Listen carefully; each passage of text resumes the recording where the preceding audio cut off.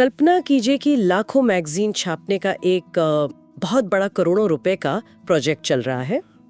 और ऐसे प्रोजेक्ट्स में तो गलतियों की गुंजाइश बिल्कुल नहीं होती। बिल्कुल नहीं।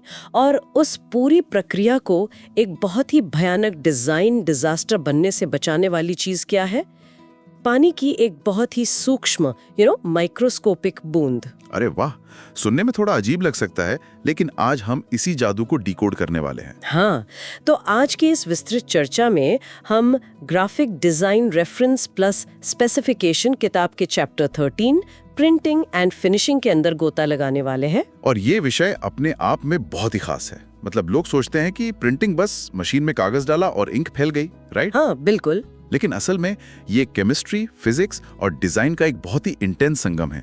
जब कोई डिजाइन डिजिटल स्क्रीन से निकलकर असली दुनिया में आता है ना, तो वहाँ विज्ञान के बहुत सारे नियम काम करने लगते हैं। सही कहा। और आज का हमारा मिशन यही समझना है कि वो पिक्सल परफेक्ट डिजाइन आखिर असल दुनिया में एक खूबसूरत किताब या पैकेजिंग में कैसे बदलता है। पर गहराई में उतरने से पहले एक छोटी सी बात, अगर इस तरह के डीप डाइव्स और विस्तृत चर्चाएं पसंद आती हैं तो चैनल को सब्सक्राइब जरूर किया जाए। बिल्कुल। और हाँ, अगर कोई इस शानदार डिजाइन किताब की फिजिकल कॉपी अपने हाथों में लेकर पढ़ना चाहता है, जो कि इस टॉपिक को देखते हुए बहुत सेंस बनाता है, तो स्क्रीन पर दिए गए QR कोड को स्कैन किया जा सकता है या नीचे दिए गए लिंक को चेकआउट किया जा सकता है। तो चलिए शुरू करते हैं। इस सफर की शुरुआत सबसे बेसिक सवाल से होनी चाहिए। हम कागज पर स्याही चढ़ाते कैसे हैं?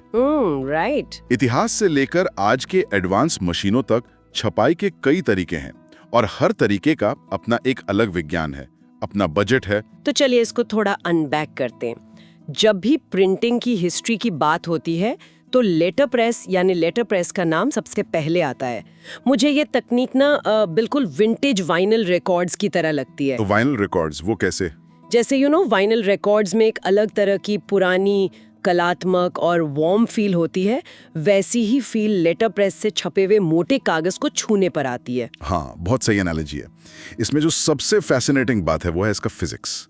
मतलब इसमें लेड या शीशे से बने उल्टे अक्षरों को एक सांचे में सेट किया जाता है, फिर उन पर स्याही लगाकर उन्हें बहुत प्रेशर के साथ सीधे कागज पर दबाया जाता है। इसका रिजल्ट ही होता है कि स्याही कागज के अंदर थोड़ी दब जाती है, जिससे वो एक डीबॉस्ड फील आती है। एग्जैक्टली। एक बहुत ही सॉफ्ट गहरा निशान। लेकिन क्योंकि हर अक्षर को हाथ से सेट करने में बहुत टाइम लगता है, इसलिए आज ये मास प्रोडक्शन के लिए यूज नहीं होता। सिर्फ महंगे इनविटेशन कार्ड्स या आर्ट बुक्स के लिए होता है। एनग्रेविंग इसमें भी तो दबाव का ही खेल होता है ना? हाँ, दबाव है, लेकिन तरीका बिल्कुल उल्टा है। लेटर प्रेस में उभरे हुए हिस्से दबते हैं, पर एनग्रेविंग में डिजाइन को एक मेटल प्लेट में उकेरा जाता है, यानी एच्ड गड्ढे बनाए जाते हैं। अच्छा। उन गड्ढों में स्याही भर दी जाती है और फिर कागज को उस प्लेट पर इतने जबरदस्त प्रेशर से दबाया जाता है कि कागज खुद उन गड्ढों के अंदर घुसकर स्याही को सोख लेता है। ओहो, मतलब जब कागज बाहर आता है तो सामने से अक्षर हल्के से उभरे हुए महसूस होते हैं। बिल्कुल। और अगर आप कागज के पीछे उंगली फेरें तो वहां एक हल्का सा गड्ढा भी फील होता है। एनग्रेविंग की शार्पनेस बेजोड़ होती है, पर वो खुद ही भी प्लेट बनाना बहुत महंगा पड़ता है। तो इसका इस्तेमाल कहाँ होता है? आमतौर पर करेंसी नोट्स पर, जो हमारे नोट होते हैं ना, या डाक टिकटों पर।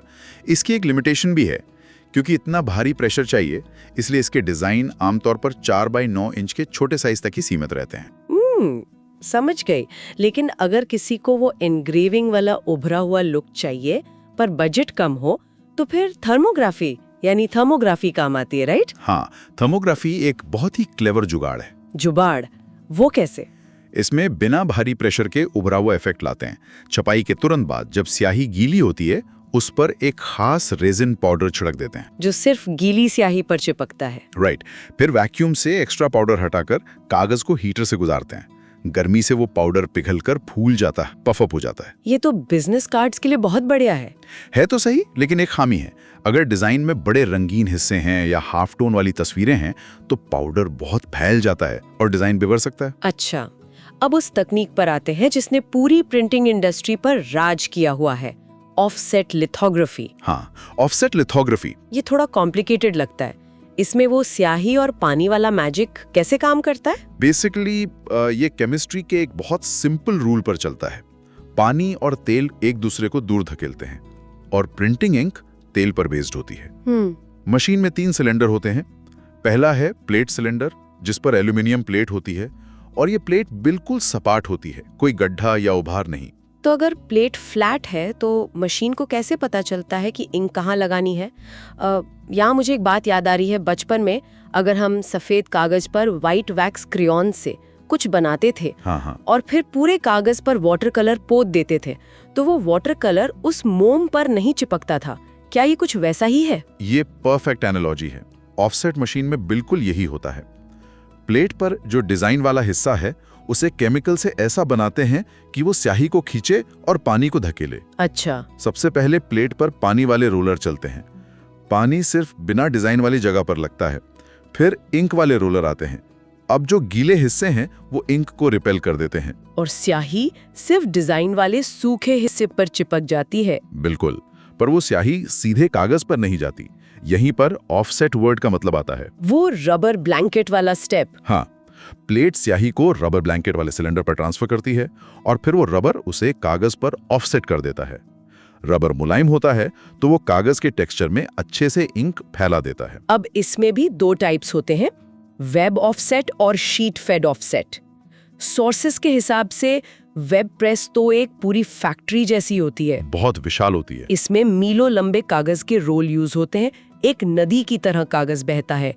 अखबार, मैगजीन्स, जहां बहुत तेज स्पीड चाहिए वहां ये यूज होती है। हाँ, और क्योंकि स्पीड इतनी तेज है तो इंक सुखाने के लिए बड़े हीटर और कागज काटने वाली मशीनें सब उसी लाइन में अटैच होती हैं। और दूसरी तरफ है sheet fed offset. Sheet fed में पहले से कटे हुए अलग अलग पन्ने मशीन में जाते हैं। ये थोड़ी धीमी है, पर जब क्वालिटी पर बहुत कंट्रोल चाहिए, जैसे लग्जरी ब्रोशर, तब इसका यूज होता है। इन सब के अलावा कुछ स्पेशल टेक्निक्स भी हैं, जैसे ग्रेव्योर या ग्रेव्योर। ग्रेव्योर एक तरह से इंडस्ट्रियल एनग्रेविंग है। इसमें तांबे के सिलेंडर पर डिजाइन उकेरा जाता है। इसकी इमेज क्वालिटी इतनी शार्प होती है कि ये लाखों कैटलॉग छापने के काम आती है। और स्क्रीन प्रिंटिंग। स्क्रीन प्रिंटिंग में स्टेंसिल और जाली का इस्तेमाल होता है। रबर के स्क्वीजी से स्याही को जाली पर दबाकर निकालते हैं। इसकी खूबी ये है ना कि इससे किसी भी अजीब सतह पर प्रिंट कर सकते हैं। टी शर्ट्स, कांच की बोतलें या मोटे डिब्बे। बिल्कुल। और एक फ्लेक्सोग्राफी भी है, जिसे फ्लेक्सो कहते हैं। इसमें रबर या नरम पॉलीमर की प्लेट होती है। ये पैकेजिंग के लिए होती है, राइट? प्लास्टिक बैग्स या दूध के पैकेट्स। हाँ, क्योंकि नरम प्लेट असमान सतहों पर आराम से प्रिंट कर देती है। यहाँ मेरे दिमाग में एक बेसिक सवाल आ रहा है। आज जब डिजिटल प्रिंटिंग आ गई है जो तेज है, कोई प्लेट्स नहीं बनानी पड़ती, तो फिर कोई इन पुरानी महंगी टेक्निक्स का यूज क्यों करेगा? ये डिजाइनर्स अक्सर सोचते हैं। देखिए, डिजिटल प्रिंटिंग छोटे कामों के लिए वरदान है, पर इसका फिजिक्स अलग है। डिजिटल मशीनें टोनर पाउडर यूज करती हैं। पुरानी स्याही कागज के रेशों के अंदर समा जाती है, लेकिन डिजिटल टोनर कागज के अंदर नहीं जाता। वो गर्मी से पिघलकर सतह पर एक परत बना लेता है और यही गड़बड़ शुरू होती है। एग्जैक्टली। नुकसान ये है कि जब आप उस डिजिटल प्रिंट को बीच से फोल्ड करते हैं तो टोनर पपड़ी बन के झड़ सकता है, फ्लेक ऑफ हो जाता है और वह एक सफेद सी भद्दी लाइन बन जाती है। हाँ, दूसरी बात, डिजिटल मशीनें बहुत बड़े कागज को सपोर्ट नहीं करती। पुरानी टेक्निक्स का अपना टेक्सचर और ड्यूरेबिलिटी है जो डिजिटल अभी पूरी तरह मैच नहीं कर सकता। चलो, मशीन और तकनीक सेट हो गई, पर असली ड्रामा तो तब होता है जब कागज मशीन में भाग रहा होता है। जब स्याही गिरती है तो क्या वो हमेशा परफेक्ट अलाइन होती है? बिल्कुल नहीं। मतलब आज की कंप्यूटर कंट्रोल्ड मशीनों में भी हमें अलग अलग रंगों के बीच छूट जाने वाले व्हाइट गैप्स की टेंशन क्यों लेनी पड़ती है? क्योंकि कागज कोई प्लास्टिक या धातु तो है नहीं। कागज लकड़ी के रेशों से बना है। ये एक तरह से जीवित महसूस होता है। नमी सोखता है। हाँ, हवा से नमी सोखता है, सिलेंडर्स के दबाव में खिंचता है। तेजी से घूमते वक्त वो माइक्रो मिलीमीटर खिसक सकता है। जब एक रंग छपता है और कागज दूसरे रंग तक पहुंचता है, तब तक कागज थोड़ा बदल चुका होता है। मान लीजिए एक नीला डब्बा है और उसके बगल में लाल डब्बा छापना है। ओके। मशीन में जरा सी भी चूक यानी रजिस्ट्रेशन एरर हुई तो दोनों रंगों के बीच एक बाल बराबर सफेद लाइन दिखने लगेगी। और इसी को फिक्स करने के लिए डिजाइनर्स ट्रैपिंग या ट्रैपिंग यूज करते हैं। मतलब दोनों रंगों को हल्का सा ओवरलैप कर देते हैं। बिल्कुल, ताकि कागज थोड़ा खिसक भी जाए तो नीचे सफेद गैप ना दिखे। और ये ट्रैपिंग टॉलरेंस कोई रैंडम नंबर नहीं है ना, ये कागज पर डिपेंड करता है। हाँ, जैसे शीट फेड मशीन पर अगर अच्छी क्वालिटी का कोटेड कागज है तो ट्रैप सिर्फ 0.003 इंच का होता है। क्योंकि वो कागज बहुत स्टेबल होता है। और अगर वेब मशीन पर अनकोटेड कागज हो? वो तो स्पंज की तरह स्याही और नमी सोखता है, इसलिए वहां टॉलरेंस बढ़ाकर 0.005 इंच कर देते हैं। और फैब्रिक या टी शर्ट प्रिंटिंग में? वहां ट्रैप 0 होता है, क्योंकि कपड़े के धागों में स्याही खुद ही ब्लीड होकर मिल जाती है। छपाई के बाद आता है कटिंग और ट्रिमिंग। जब सीधी लाइन में कटाई होती है तो उसे ट्रिम्स कहते हैं। और इसके लिए पन्ने के कोणों पर क्रॉप मार्क्स लगे होते हैं। ये सीधी कटाई तो बेस प्राइस में शामिल ही होती है ना? हाँ, पर अगर डिजाइन में कोई गोल कटाई चाहिए या बीच में कोई खिड़की बनानी है तो अलग से डाई बनानी पड़ती है, जिसे डाई कटिंग कहते हैं। और उसका पैसा एक्स्ट्रा लगता है। अच्छा, अब यहाँ से चीजें और भी इंटरेस्टिंग हो जाती हैं। कागज छप गया, कट गया, पर अब उस स्याही को धूप और खरोचों से बचाना है। मुझे ये कोटिंग्स ना बिल्कुल स्मार्टफोन के स्क्रीन गार्ड जैसी लगती हैं, जो बचाती भी हैं और लुक भी डिसाइड करती हैं। मैट या ग्लॉसी? बहुत अच्छी एनालॉजी है, पर सुरक्षा से पहले स्याही की केमिस्ट्री समझनी होगी। जैसे हाई ग्लॉस स्याही होती है, जिसमें वार्निश ज्यादा होता है ताकि वो खुद ही चमके। और तेज वेब प्रेस के लिए हीट सेट स्याही होती है, जो तुरंत सूख जाती है। पर मेटालिक इंक का क्या? डिजाइनर्स को गोल्ड या सिल्वर इफेक्ट बहुत पसंद है, और मैंने सुना है ये खराब हो जाती है। हाँ, क्योंकि मेटालिक स्याही में कोई बनावटी रंग नहीं, बल्कि तांबे या एल्यूमिनियम की असली बारीक धूल होती है। अच्छा। कोटेड कागज पर ये शानदार लगती है, पर ये घिसकर हाथ में लग सकती है।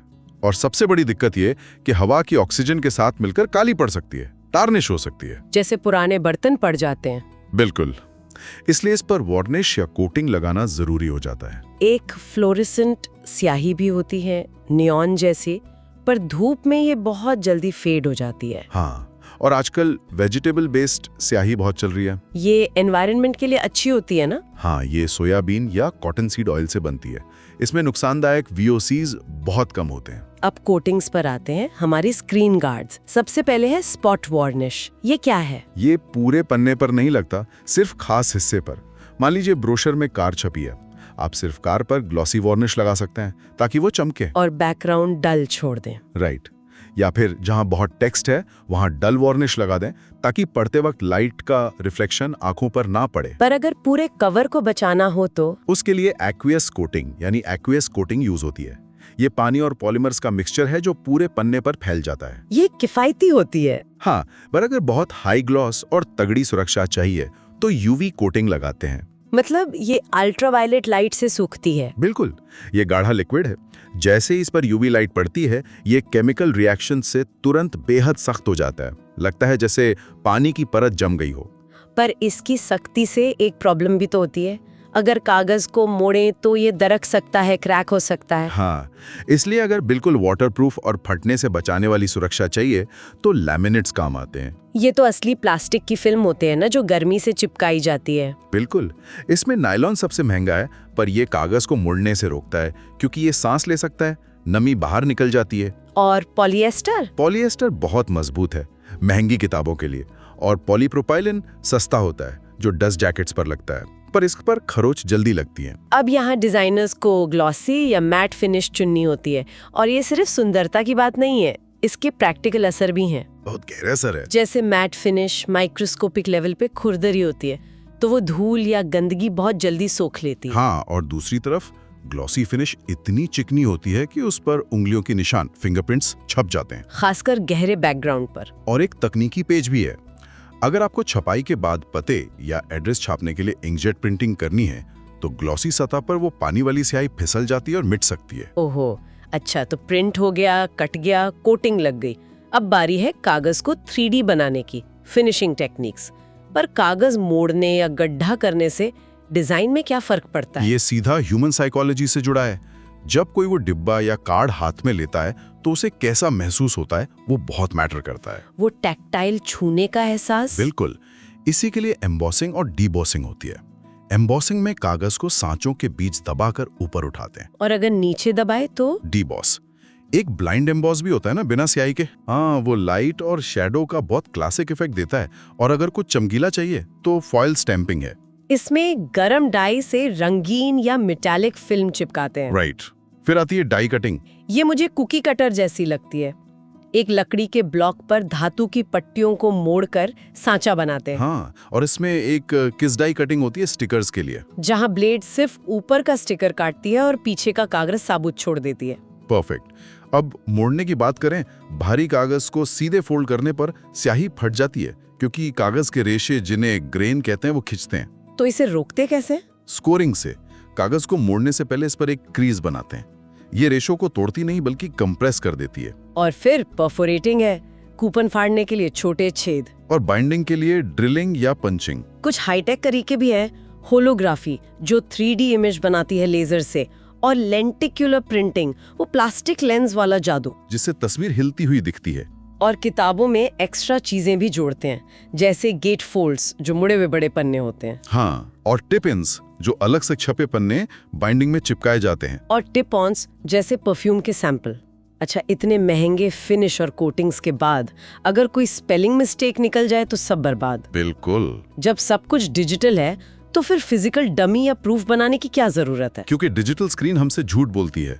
स्क्रीन रोशनी पैदा करती है, RGB, और कागज रोशनी सोखता है, CMYK। दोनों अलग दुनिया है। इसलिए पेपर डमी बनाते हैं। पेपर डमी बिना छपा कागज होता है, सिर्फ साइज और वजन देखने के लिए। पोस्टेज खर्च के लिए ये बहुत जरूरी है। और इंक ड्रॉ डाउन? ये स्याही और असली कागज का टेस्ट है, क्योंकि स्याही ट्रांसपेरेंट होती है। पीले कागज पर नीली स्याही हरी दिखेगी। और ब्लू लाइंस जो सिर्फ नीले रंग के होते हैं, तो रंगों के लिए नहीं बल्कि ब्लूप्रिंट की तरह लेआउट और टेक्स्ट चेक करने के लिए होते हैं। और आखिर में कलर चेक के लिए एनालॉग और डिजिटल प्रूफ। हाँ, पहले एनालॉग चलते थे, पर अब लेजर प्रिंटर वाले डिजिटल प्रूफ बहुत एडवांस हो गए हैं। तो ये था प्रिंटिंग का पूरा सफर, लेटर प्रेस की पुरानी दुनिया से लेकर माइक्रोस्कोपिक ट्रैपिंग तक। ये डिजाइन कोई बटन दबाने का काम नहीं है, ये एक पूरा कंस्ट्रक्शन प्रोसेस है। बिल्कुल, ये एक अमूर्त डिजिटल आइडिया को फिजिकल रियलिटी में बदल देता है। तो जाते जाते एक सवाल, आज के इस तेज डिजिटल दौर में जहां हम रोज हजारों इमेजेस स्क्रॉल करके भूल जाते हैं, क्या एक खूबसूरती से छपी, एम्बॉस की हुई और स्याही से महकती हुई चीज हमारे दिमाग पर एक गहरा साइकोलॉजिकल वेट नहीं डालती? क्या उस भौतिक मौजूदगी की कीमत आज इस वर्चुअल दुनिया में और ज्यादा नहीं बढ़ गई है? इस पर जरूर सोचिएगा। आज की चर्चा में जुड़ने के लिए धन्यवाद।